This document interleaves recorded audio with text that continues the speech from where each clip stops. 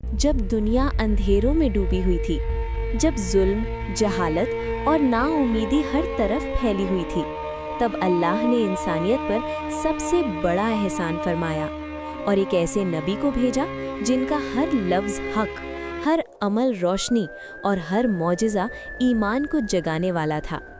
آج ہم آپ کو سنائیں گے نبی کریم صلی اللہ علیہ وسلم کے 3 ایسے معجزے جنہیں سن کر دل جھک جاتا ہے اور آنکھیں نم ہو جاتی ہیں۔ مکہ کے کفار نے نبی صلی اللہ علیہ وسلم سے مطالبہ کیا، اگر آپ سچے نبی ہیں تو ہمیں کوئی معجزہ دکھائیں۔ نبی کریم صلی اللہ علیہ وسلم نے آسمان کی طرف اشارہ فرمایا اور اللہ کے حکم سے چاند 2 حصوں میں تقسیم ہو گیا۔ چاند کا ایک حصہ پہاڑ کے اس طرف اور دوسرا پہاڑ کے اس طرف۔ قرآن گواہی دیتا ہے، اقتربت الساعۃ وانشق القمر۔ یہ صرف دیکھنے کا معجزہ نہیں تھا، یہ ایمان کو آزمانے کا لمحہ تھا۔ ایک سفر کے دوران صحابہ کرام کو پانی کی شدید کمی پیش آئی، وضو تک کے لیے پانی نہ تھا۔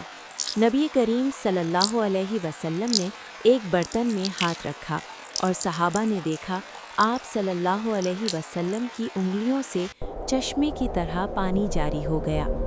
حضرت انس رضی اللہ تعالیٰ عنہ فرماتے ہیں، ہم نے نبی صلی اللہ علیہ وسلم کی انگلیوں سے نکلتا ہوا پانی دیکھا اور سب نے وضو کیا اور پانی پیا۔ یہ معجزہ ہمیں سکھاتا ہے، جس نبی کے ہاتھ میں برکت ہو اس کی امت کبھی خالی نہیں رہتی۔ جب نبی صلی اللہ علیہ وسلم خطبہ دیا کرتے تو ایک کھجور کے تنے کے سہارے کھڑے ہوتے تھے۔ جب منبر بنایا گیا اور آپ صلی اللہ علیہ وسلم اس پر تشریف لے گئے تو صحابہ نے ایک عجیب آواز سنی۔ وہ کھجور کا تنا بچوں کی طرح رونے لگا۔ نبی صلی اللہ علیہ وسلم منبر سے اترے اور اس تنے کو گلے لگایا تو وہ خاموش ہو گیا۔ یہ معجزہ ہمیں بتاتا ہے، جب درخت نبی صلی اللہ علیہ وسلم کی جدائی میں رو سکتا ہے تو ہم کیوں نہیں تڑپتے؟ یہ معجزے صرف تاریخ نہیں، یہ سوال ہے ہمارے لیے، کیا ہم نے نبی صلی اللہ علیہ وآلہ وسلم کو جاننے کے بعد بھی ان کی سنت کو اپنایا؟ کیا ہم نے ان کے اخلاق کو اپنی زندگی کا حصہ بنایا؟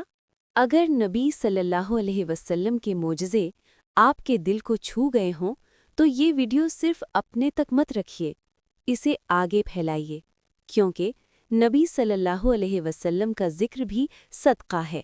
اور کامنٹ میں ضرور لکھیں، یا رسول اللہ صلی اللہ علیہ وسلم۔ چینل کو سبسکرائب کرنا يا رسول الله يا رسول الله